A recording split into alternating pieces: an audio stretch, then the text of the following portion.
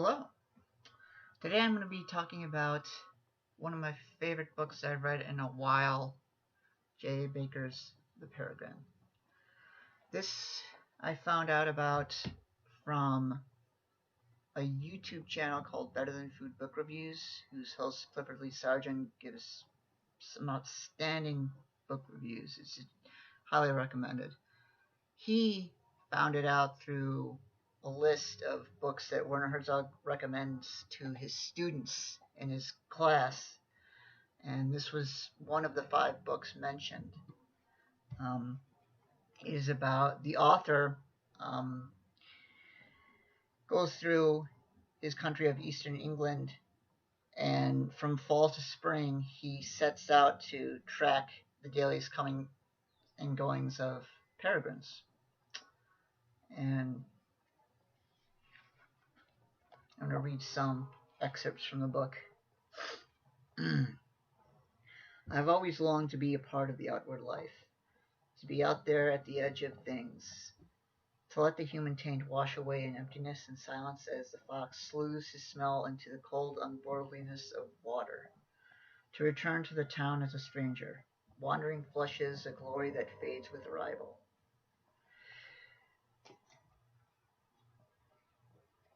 Now, one of the things of this book is it is divided into sections. The first discussing the eating habits and the hunting habits of the peregrine, and then the second it goes into journal form, which it tracks each day as the author J. Baker observes this animal. And one striking passage that hit me like a ton of bricks was this one. I saw them many times in the days that followed. They had a nest scrape, but no eggs or young. They spent the day just sitting on the cliff or soaring out to sea. Their hunting was done inland, very early and late. It did not take long. They seemed bored, sterile. They had no meaning. Above, they were the color of the sea's deepest blue. Below, like the soiled whiteness of shadowed chalk. In the turbulent air above the cliffs and shallows they soared for hours, hoping perhaps to lure away intruders from their nesting place.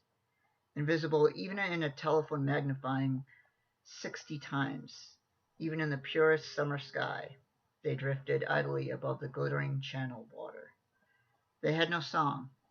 Their calls were harsh and ugly, but their soaring was like an endless silent singing. What else had they to do?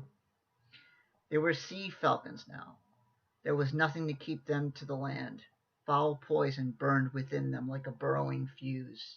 Their life was lonely death, and would not be renewed. All they could do was take their glory to the sky. They were the last of their race.